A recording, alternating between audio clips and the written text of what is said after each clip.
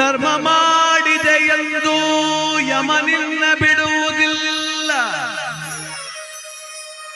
ಕೂಡಿಟ್ಟು ಹಣವ ಕಟ್ಟಿದ ಮನೆಯೊಳಗೆ ನಿನಗೆ ಜಾಗವಿಲ್ಲ. ನನ್ನವಳೆಂದು ಕೈ ಹಿಡಿದು ಕರೆತಂದ ಮಡದಿ ನಿನ್ನ ಜೊತೆಗೆ ಬರುವುದಿಲ್ಲ. ಮುದ್ದಾಡಿ ಸಾಕಿದ ಮಕ್ಕಳು ನಿನ್ನ ಜೊತೆ ಬರುವರಲ್ಲ. ಪಟ್ಟೆ ಪೀತಾಂಬರ ವಸ್ತ್ರಗಳು ಪೆಟ್ಟಿಗೆಯಲ್ಲಿ ಕೂಡಿಟ್ಟವಲ್ಲ. ಜೀವ ನೀನೋಗುವಾಗ ನಿನ್ನವರ ಕಣ್ಣೀರೊಂದೇ ನೀ ಕಾಣಬೇಕಲ್ಲ.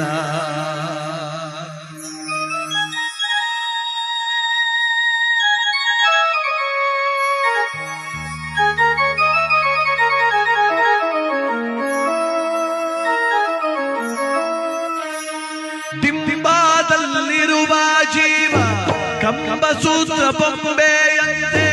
ಡಿಂಬಾದಲ್ಲಿರುವ ಜೀವ ಕಂಬಸೂತ್ರ ಬೊಂಬೆಯಂತೆ. ಎಂದಿಗಾದರೊಂದು ದಿನ ಸಾವು ತಪ್ಪದೋ, ಸಾವು ತಪ್ಪದೋ. ಡಿಂಬಾದಲ್ಲಿರುವ ಜೀವ ಕಂಬಸೂತ್ರ ಬೊಂಬೆಯಂತೆ.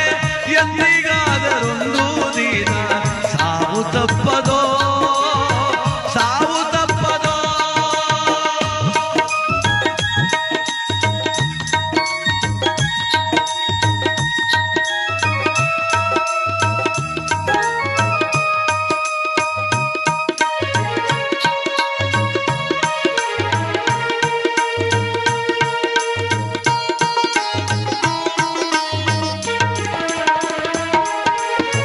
ಹುಟ್ಟುತ್ತೇನು ತರಲಿಲ್ಲ, ಸಾಯುತ್ತೇನು ಒಯ್ಯಲಿಲ್ಲ.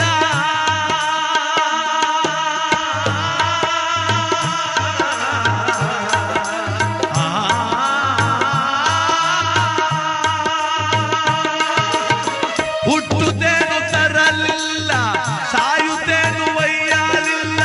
ಸುಟ್ಟು ಸುಟ್ಟು ಸುಣ್ಣದರಳು ಆಯಿತಿದೆ, ಪ್ರತಿ ಕ್ಷಣ ನೋಡ್ತೀವಿ. ಹುಟ್ಟು ಸಾವು ನೋಡ್ತಾನೆ ಇದು ಜಗತ್ತಲ್ಲಿ. ಒಂದು ದಿವಸಕ್ಕೆ ಅದೆಷ್ಟು ಜನ ಹುಡ್ತಾರೋ, ಒಂದಿನಕ್ಕೆ ಅದೆಷ್ಟು ಜನ ಸಾಯ್ತಾರೋ. ಆ ಸತ್ಯ ಗೊತ್ತು ನಮಗೆ. ಒತ್ಕೊಂಡಾಗೇನು ಹೋಗ್ಲಿಲ್ಲ, ಬಂದಾಗೇನು ತರಲಿಲ್ಲ. ಅದ್ರ ಮಧ್ಯೆ ಹಾಳಾದ ಭಾವ ಬಿಡ್ತಿಲ್ಲ. ಹೋಗೋತು 3 ಎಕರೆ ಗದ್ದೆ ತೆಗೆದು ಬಿಡ್ಬೇಕು, ನಾ ಸಾಯತ್ತಿಗೆ 4 ಮನೆ ಕಟ್ಬಿಡ್ಬೇಕು, ನನ್ನ ಮಕ್ಕಳು ಹೆಂಡತಿ ಭಾಳ ಸೇಫ್ಟಿ ಆಗಿದ್ಬಿಡು. ಏನು ಸೇಫ್ಟಿ ಮಾಡಿಯಪ್ಪ, ಏನು ಸೇಫ್ಟಿ ಮಾಡ್ತಿ? ಬರಬಾರ್ದು ಕಾಯಿಲೆ ಬಂದರೆ ಅದೇ ಜಮೀನು ಮಾರಿ ನಿನ್ನ ಆಸ್ಪತ್ರೆಗೆ ಸೇರಿಸ್ತಾರೆ. ಮಗ ಕೆಟ್ಟವನಾದರೆ ತಿಥಿ ಆದ 1 ತಿಂಗಳಿಗೆ 3 ಸೆಲೆಗ್ರಿಮೆಂಟ್ ಮಾಡಿ ಮಡಗ್ತಾನೆ. ನೀನೇನು ಸೇಫ್ಟಿ ಮಾಡೋದು ಅವ್ರನ್ನ? ನಾನು ಎಲ್ಲರನ್ನೂ ಸ್ವದ್ರವಾಗಿ ಇಟ್ಬಿಡ್ತೀನಿ. ಲಕ್ಷ್ಮಣನ್ನು ರಾಮನ್ನು ಬಾಲದ ಕೋಟೆ ಒಳಗೆ ಮಡಿಕ ಕೂತಿದ್ನಂತೆ ಆಂಜನೇಯ. ನಾನು ರಕ್ಷಣೆ ಮಾಡ್ಬಿಡ್ತೀನಿ ರಾಮನ್ನ ಅಂತ. ಅವನ ಮಹಿರಾವಣ ಬಂದು ನೆಲದೆಲ್ಲ ಕೊರ್ಕೊಂಡು ಹೊತ್ಕೊಂಡು ಹೊಂಟೋಗ್ಬಿಟ್ಟ ಅವ್ರ. ಹಂಗೆ ನಮ್ಮ ಜೀವನ. ನಾವ್ಯಾರನ್ನೂ ಕೂಡ ನಾ ಸೇಫ್ಟಿ ಮಾಡಿ ಇಟ್ಬಿಟ್ರೆ, ನಾನು ಆಸ್ತಿ ಮಾಡಿ ಇಟ್ಬಿಟ್ರಲ್ಲ, ನನ್ನ ಮಕ್ಕಳು ಚೆನ್ನಾಗಿರ್ತಾರೆ. ಅದಕ್ಕೆ ಹುಟ್ಟುತ್ತೇನು ತರಲಿಲ್ಲ, ಸಾಯುತ್ತೇನು ಒಯ್ಯಲಿಲ್ಲ.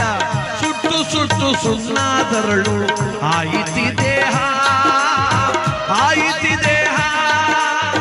ಹೊಟ್ಟೆ ಬಲು ಕೆಟ್ಟದ್ದೆಂದು ಎಷ್ಟು ಕಷ್ಟಪಟ್ಟೆಯ ಪ್ರಾಣಿ. ಹೊಟ್ಟೆ ಬಲು ಕೆಟ್ಟದ್ದೆಂದು ಎಷ್ಟು ಕಷ್ಟ ಮಾಡಿದರು. ಬಿಟ್ಟು ಹೋಗುವಾಗ ಗೇಣು ಬಟ್ಟೆ ಕಾಣದೋ, ಬಟ್ಟೆ ಕಾಣದೋ. ನೋಡಿ, ವೆಂಕಟೇಶಣ್ಣ ಕೂಡಿಟ್ರು ಹಣ ಅಂತ 5,000 ಕೈ ಕೊಟ್ಟು ಕಳಿಸಿವ. ವಸ್ತೊಂದು ಬಟ್ಟೆ ಉಡ್ಸ್ಬಿಟ್ಟು ಅರ್ಧ ಹಾಕ್ಬಿಟ್ಟು ಕಳಿಸಿರೋದು ನಾವು. ಬಿಟ್ಟು ಹೋಗುವಾಗ ಗೇಣು ಬಟ್ಟೆ ಕಾಣದೋ. 1 ಗ್ರಾಮ್ ಚಿನ್ನ ಬಿಡೋದಿಲ್ಲ ದೇಹದ ಮೇಲೆ. ನಮ್ಮ ಸ್ನೇಹಿತ ಹೆಂಡತಿ ತುರೋಗ್ಬಿಟ್ಟಿದ್ಲು ಮೊನ್ನೆ. ಹೋಗಿದ್ದೆ, ಅಳ್ತಾವನ್, ಬಾಪ ಉಮೇಶ್ ಬಾರೋ, ನೋಡಪ್ಪ ನನ್ನ ಮನೆ ಹಿಂಗೆ ಆಗೋಯ್ತಲ್ಲೋ, ನನ್ನ ಮನೆ ಮಹಾಲಕ್ಷ್ಮಿ ಹೆಂಗೆ ಹೊಂಟೋದ್ಲು ನೋಡೋ, ಹೆಂಗೆ ಮನ್ಗವಳು ನೋಡೋ. ಬಡತನ ಕಿತ್ಕ ತಿಂತಿದ್ಕನೋ, ಮದುವೆ ಮಾಡ್ಕೊ ಬಂದ್ಮೇಲೆ ನನ್ನ ಮನೆ ಐಶ್ವರ್ಯ ಉಕ್ಬಿಡ್ತು.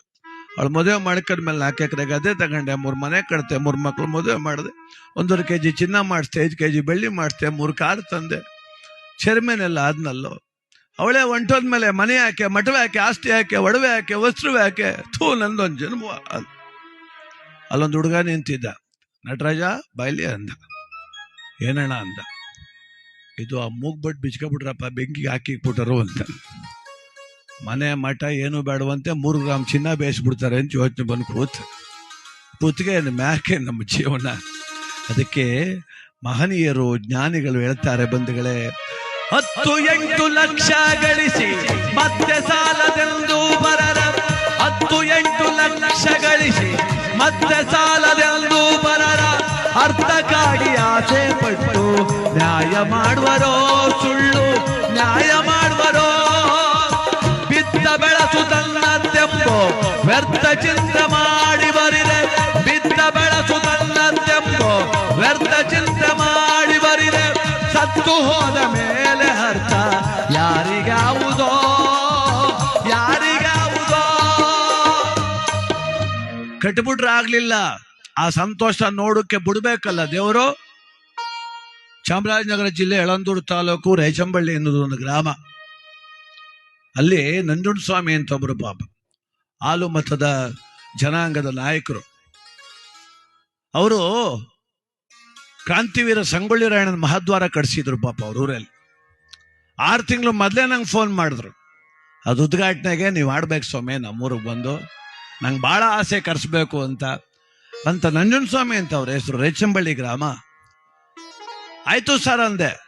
ತಿಂಗಳಿಗೆ 3 ಸಲ ಫೋನ್ ಮಾಡಿದ್ರು, ಚೆನ್ನಾಗಿ ಆಡ್ಬೇಕು ಸ್ವಾಮಿ, ಚೆನ್ನಾಗಿ ಆಡ್ಬೇಕು, ನೀವು ನಮ್ಮ ಭಾಗಕ್ಕೆ ಬಂದಿಲ್ಲ, ನಮ್ಮೆಲ್ಲ ಜನಗಳ ಸಂತೋಷ ಪಡಬೇಕು, ಕನಕದಾಸರ ಪದ ಆಡಬೇಕು, ರಾಯಣ್ಣನ ಪದ ಆಡಬೇಕು, ಮಾದೇಶ್ವರನ ಪದ ಆಡಬೇಕು, ಸಿದ್ದಪ್ಪಾಜಿ ಆಡಬೇಕು ಅಂತ ಅಭಿಮಾನದಲ್ಲಿ ಕರೆಸಿದ್ರು.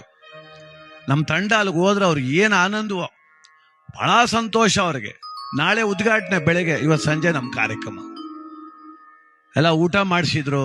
ನಿಮ್ಗೇನು ಬೇಕು ಸ್ವಾಮಿ, ಸಮಯ ಕಮ್ಮಿ ನನಗೆ, ನಾನು ರಾತ್ರಿ ಎಲ್ಲ ಆಡೋದಿಲ್ಲ ಸ್ವಾಮಿ, ಒಂದು 3 ಗಂಟೆ ಟೈಮ್ ಆಡ್ತೀನಿ ಅಂದರೆ, 1 ಗಂಟೆ ಆಡಪ್ಪ ನೀನು, 1 ಗಂಟೆ ಆಡು ಸಾಕು, ನಮ್ಗೆ ಆಡ್ಬೇಕಷ್ಟೇ. ಎಲ್ಲ ರೆಡಿ ಮಾಡ್ದೋ, ವಾದ್ಯ ಸ್ಟೇಜ್ ಮೇಲೆ ಕೂತ್ಕೊಂಡೆ, ಒಂದು ಪ್ರಾರ್ಥನೆ ಆಡಿದೆ.